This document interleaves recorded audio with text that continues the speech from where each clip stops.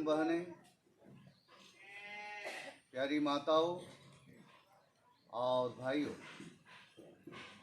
आज हम सबों के लिए बहुत ही खुशी का दिन है, क्योंकि हम गढ़वा उप धर्म प्रांत के 26वां महिला संघ के सम्मेलन में यहाँ एकत्रित हैं।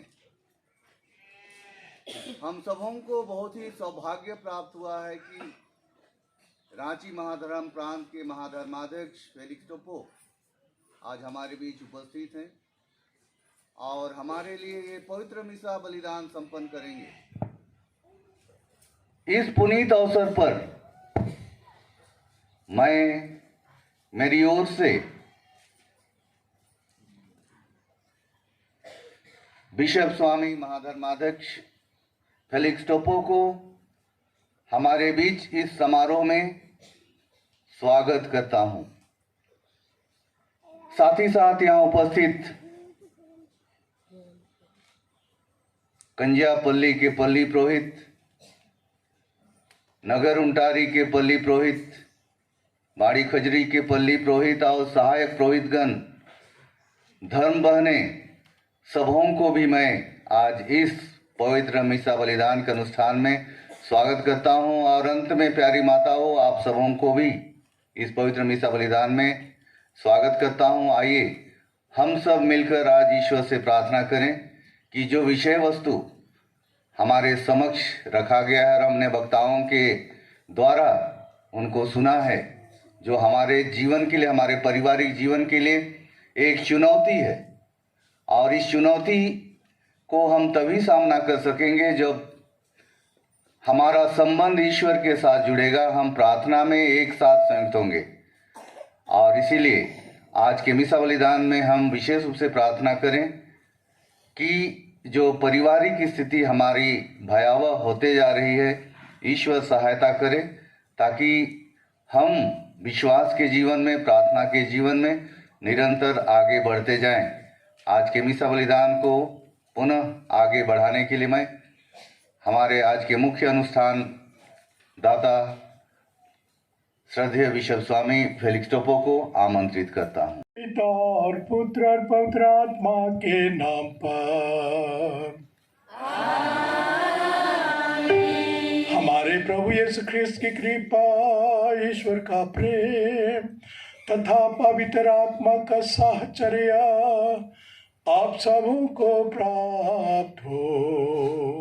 और आपकी आत्मा के साथ। ख्रिस्त में मेरे प्रिय भाई और बहनों, जब कभी हम यूकरिस्तीय बलिदान अर्पित करते हैं, हम हमारे प्रभु यीशु ख्रिस्त के दुख भोग, उनके मृत्यु और उनके पुनरुत्थान की याद करते हैं। हमारे प्रभु ने कहा है कि कोई दूसरा बलिदान मत चढ़ाना, मेरे बलिदान को, मेरे क्रूस के बलिदान को ही दोहराना। पुराने व्यवस्थान में लोग ईश्वर की महिमा करने के लिए, आराधना करने के लिए, अपने पापों की क्षमा प्राप्त करने के लिए और विशेष कृपाएं प्राप्त करने के लिए सांडों की, बैलों की, भेड़ों की, बकरों की, मेमनों की, और एक जो एकदम गरीब थे वे कबूतर, पंडिकों की बलि चढ़ाते थे। लेकिन हमारे प्रभु यीशु ख्रिस्त ने कहा कि अगर हम वास्तव में ईश्वर की महिमा करना चाहते हैं और अगर हम बहुत सारी कृपाएं प्राप्त करना चाहते हैं और हम सच्चे माने अपने पापों की क्षमा पाना चाहते हैं, तो मेरे बलिदान को अर्पित करना। और हमारे प्रभु यीशु ख्रिस्त ने हमें वही बलिदान दिया है, क्रूस के बलिदान, उसी को हम अभी दोहराने वाले हैं। और इसलिए बड़ी भक्ति के साथ, बड़े विश्वास के साथ, बड़े प्रेम के साथ हम इसमें भाग लें। आज चालीसे का चौथा इतवार है। चालीसे में हमारी कलीसिया चाहती है कि हम पास्का के रहस्यों में भाग लेने के लिए और पास्का के समय जितनी भी कृपाएं ईश्वर उंडेलता है, उनको हम जमा करने के लिए अपने हृदय में अपने आप को तैयार करें और इसके लिए हमारी कलीसिया हमें सलाह देती है कि हम विनती, प्रार्थना, मनन, ध्यान, बाइबल पाठ, उपवास, तपस्या, परहेज और क्रूस रास्ता और इसके साथ साथ दूसरों की सेवा सहायता करें और विशेषकर पाप स्वीकार करते हुए अपने हृदय को शुद्ध और पवित्र करें। तो इनको याद करते हुए हम 40 में आगे बढ़ें। अभी चौथा सप्ताह, आज चौथा रविवार है, अगले सप्ताह फिर आ जाएगा, इसलिए हम अपने को तैयार करें। और मैं ईश्वर से निवेदन करता हूँ कि आप जो महासभा ये सभा कर रही हैं, आप जो यहाँ उपस्थित हुए हैं, ईश्वर आप सब पर आशीष प्रदान करे, आप पर और आपके परिवारों पर, और आपके हृदय में जो अच्छी कामनाएं हैं उसे ईश्वर पूरा करे। और अगर आपके हृदय में किसी प्रकार का डर और भय है, शंकाएं हैं, तो ईश्वर उसे दूर करे। अभी हम अपने सारे पापों के लिए पश्चाताप करें ताकि इस पवित्र बलिदान को योग्य रीति से अर्पित कर सकें।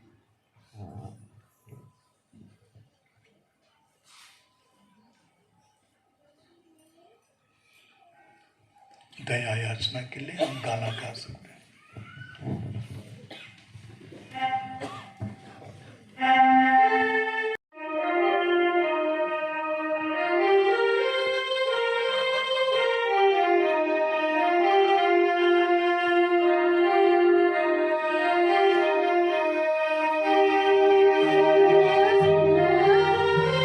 वचन से बढ़ बाइबल के, प्रभु के सुना मिठा वचन के।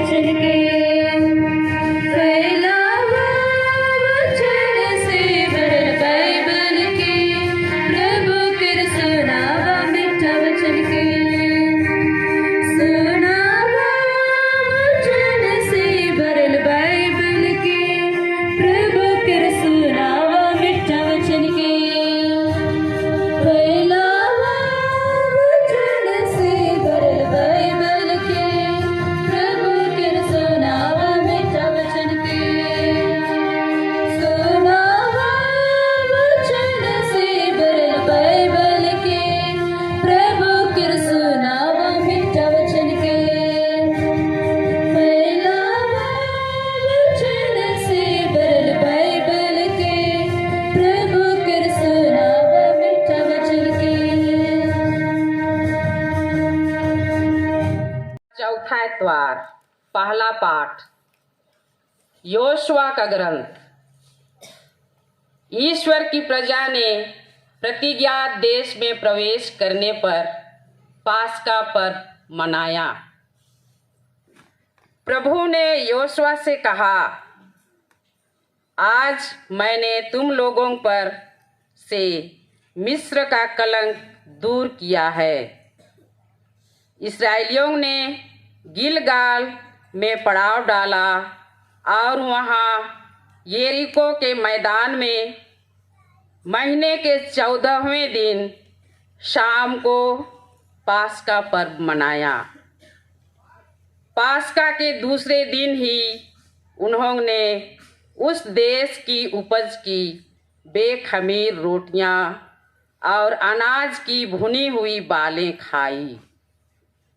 जिस दिन उन्होंने उस देश की उपज का अन्न पहले पहल खाया, उसी दिन से मन्ना का गिरना बंद हो गया। मन्ना नहीं मिलने के कारण इस्राएली उस समय से कानान देश की उपज का अन्न खाने लगे। प्रभु की वाणी।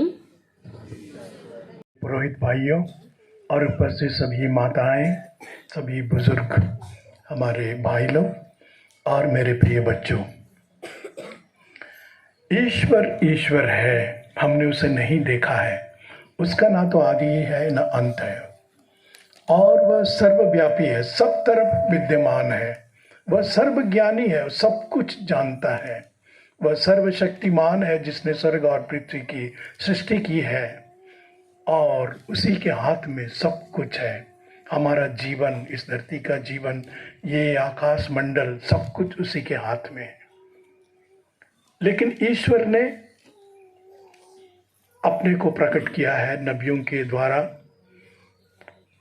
और धर्मी व्यक्तियों के द्वारा, और अंत में उसने हमारे प्रभु यीशु ख्रिस्त के द्वारा हमें अपने को प्रकट किया है। आज के सुसमाचार में हम क्या देखते हैं कि हमारे प्रभु यीशु ख्रिस्त ने एक ऐसे ईश्वर को प्रकट किया है जिसके हृदय में क्षमा है, जिसके हृदय में करुणा है। जिस तरह से उस व्यक्ति ने, बुजुर्ग व्यक्ति ने अपने बिगड़े हुए बेटे का स्वागत किया, उसी तरह से ईश्वर बिगड़े हुए हम सब का स्वागत करता है। आदि मानव ने पाप किया, जरूर पाप किया, लेकिन ईश्वर ने उन्हें क्षमा कर दिया। इसके बहुत सारे उदाहरण हैं कि ईश्वर का हृदय करुणा से पूर्ण है, कि दया से पूर्ण है, कि वह क्षमा करता है, कि वह जानता है कि मनुष्य कमजोर है, और इसलिए वह उसे स्वीकार करता है। आज के पहले पाठ में हमने योशुआ के ग्रंथ से सुना। योशुआ, वो लोग पास्का का त्योहार मनाते हैं यरीको के मैदान में। पास्का क्या है? इस्राएलियों के लिए पास्का था मिस्र देश की दास्ता से मुक्त होना। वे फराओ की दास्ता करते थे और उन्हें बहुत कठिन परिश्रम करना पड़ता था। वहाँ जो बड़े बड़े पिरामिड्स हैं, उनको उन्हें बनाना पड़ा। वे एकदम दास थे, बहुत ही सताए जा रहे थे, और इसलिए उन्होंने रोते रोते ईश्वर से दुहाई की कि वे उन्हें मुक्त करें। और ईश्वर मूसा से कहता है, मैंने उनकी करुण पुकार सुनी है, और उन्हें मूसा के माध्यम से छुड़ाता है, बचा लेता है। और जिस रात को उनको वो मुक्ति मिली, उसी को वो लोग पास्का कहते हैं, और उसी को लोग पास्का मनाते थे हर एक वर्ष। और हमारे प्रभु यीशु ख्रिस्त तक भी मनाते थे, और अभी हम लोग भी मनाते हैं। लेकिन अंतर है उनका पास्का पर्व और हमारे पास्का पर्व में। उनका पास्का पर्व था मिस्र देश से छुटकारा पाना, स्वतंत्र होना, और हमारा पास्का है कि हम जो आदम एवा के पाप के कारण से एक तरह से दास बन गए थे, हमारे अंदर जो आदम एवा के पाप का जो का शिकंजा था, उसको हमारे प्रभु यीशु ख्रिस्त तोड़ डालते हैं।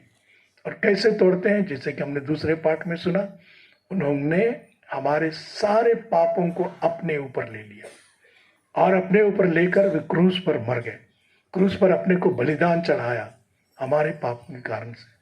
और इस तरह से उसने हमें शैतान के शिकंजे से, पाप की दास्ता से मुक्त किया है। और जब हम पास्का मनाते हैं तो हम उसी पास्का पर्व को मनाते हैं, उसी को मनाते हैं। हमारे प्रभु यीशु ख्रीस्त के दुख भोग, हमारे प्रभु यीशु ख्रीस्त की मृत्यु और पुनरुत्थान, उसको हम पास्का मनाते हैं। तो हम उसके लिए तैयारी करते हैं। जैसे कि हमने पहले पाठ में सुना, उन्होंने पास्का मनाने के लिए तैयारी की। वे बहुत ही आनंद पूर्वक वे पास्का मनाते हैं और हमको भी आनंद पूर्वक मनाना है। लेकिन उसके पहले आनंद मनाने के लिए हमको अपने आप को तैयार करना है, पापों से शुद्ध होना है और फिर विश्वास को मजबूत करना है और ईश्वरीय प्रेम को समझना है।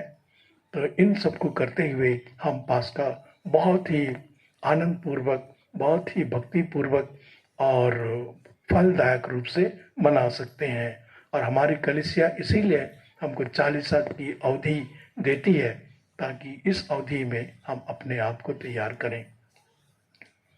आज आप लोग यहाँ उपस्थित हुए हैं। मैंने कहा ईश्वर के हृदय में करुणा है, प्रेम है, क्षमा है, दया है, समझ है, स्वीकृति है।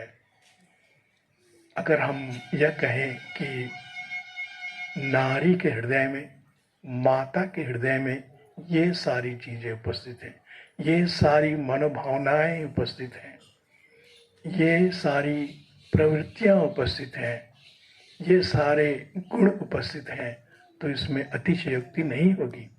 ईश्वर ने मनुष्य को अपने समान बनाया और अपने समान बनाते हुए उसने बहुत कुछ पुरुष को, नारी को, हम सब को दिया है। पुरुष को अलग उसने वरदान दिए हैं और नारी को अलग वरदान दिए हैं।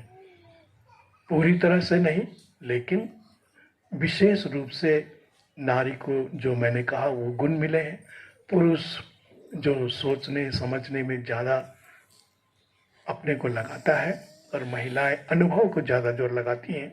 तो इस तरह से ईश्वर ने मनुष्य, पुरुष और नारी को अलग अलग बनाया है और उसमें भी ईश्वर ने अपने गुण को ही दिया है।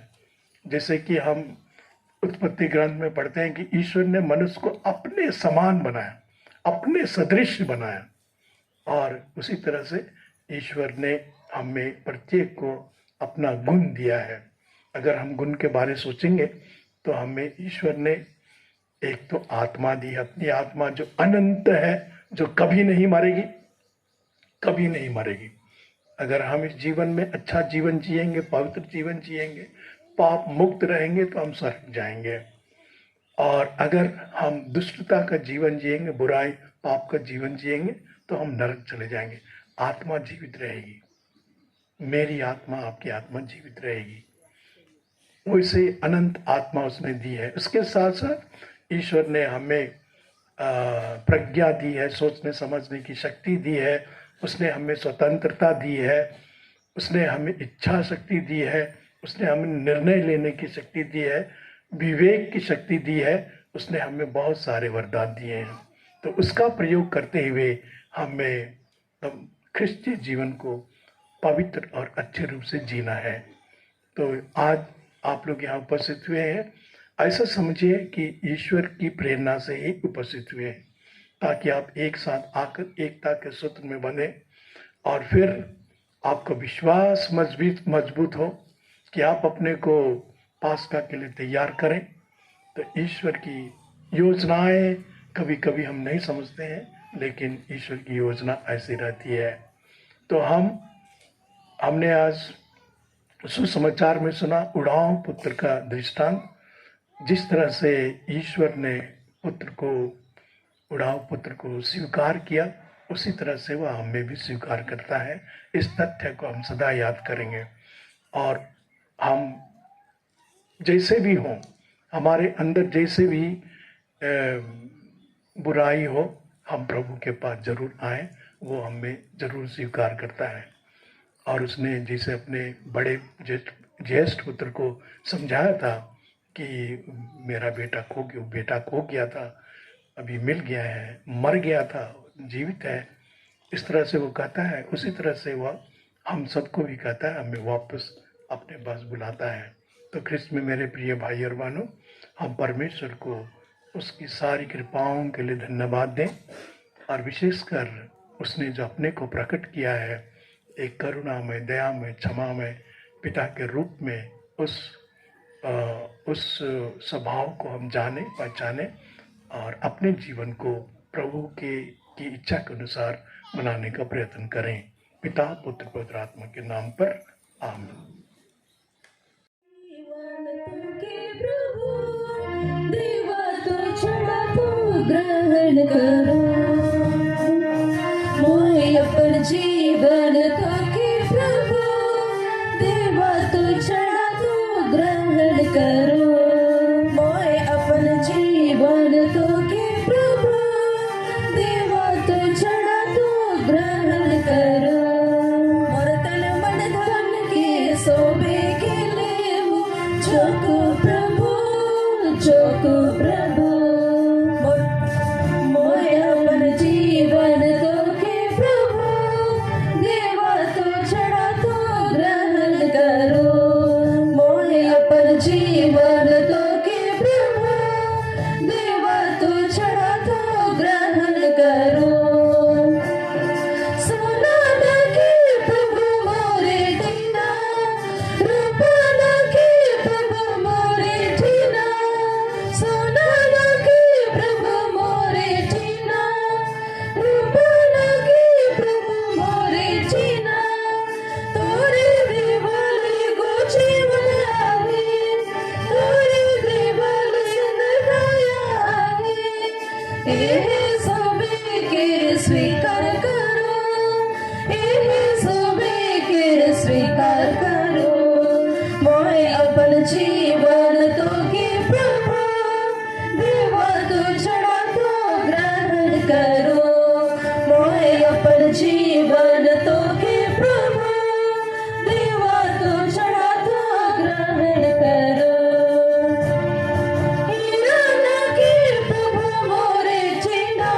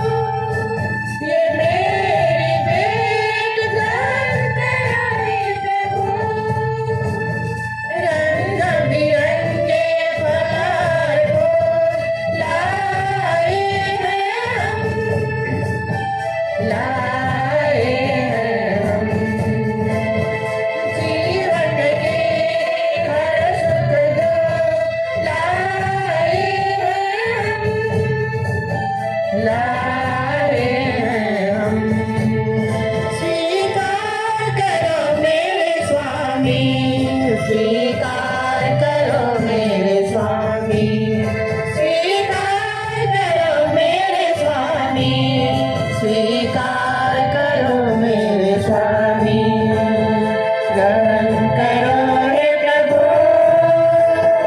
मेरी अपनी भेंट दिल से लाए हैं हम इसे स्वीकारो हे प्रभु ये मेरी भेंट ग्रहण करो हे प्रभु ये मेरी भेंट ग्रहण करो हे प्रभु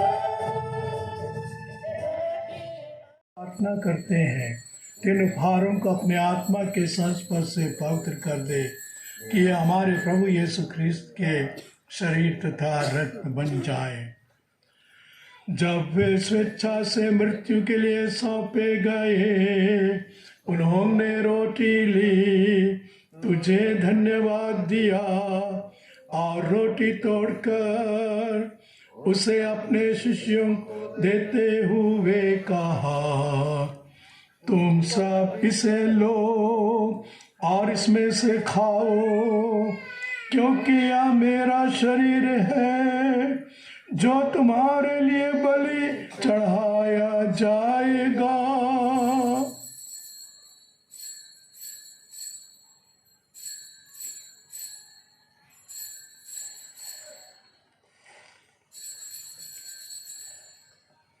इसी भांति भोजन के बाद उन्होंने कटोरा लिया तुझे धन्यवाद दिया और उसे अपने शिष्यों को देते हुए कहा तुम सब इसे लो और इसमें से पियो क्योंकि यह मेरे रक्त का कटोरा है नवीन और अनंत व्यवस्थान का रक्त जो तुम्हारे और बहुतों के पापों की क्षमा के लिए बहाया जाएगा।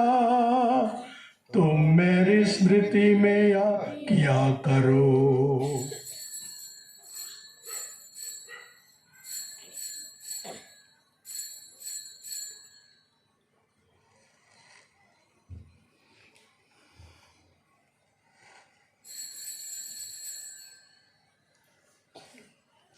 विश्वास का रहस्य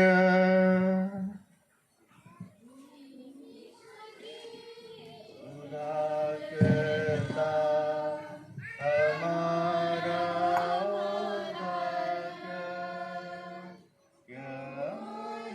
अपने को सदा पुनरुत्थान द्वारा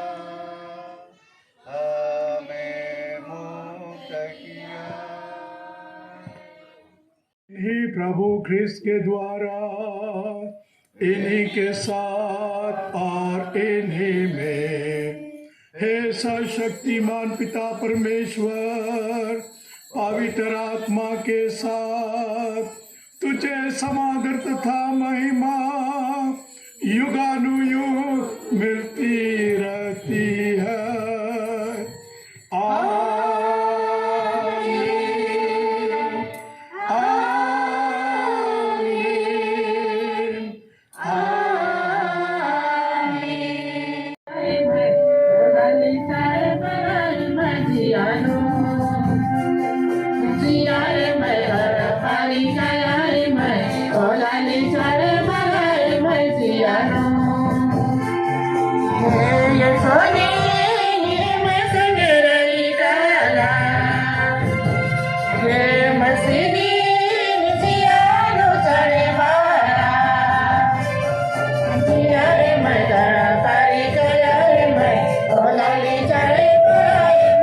I know.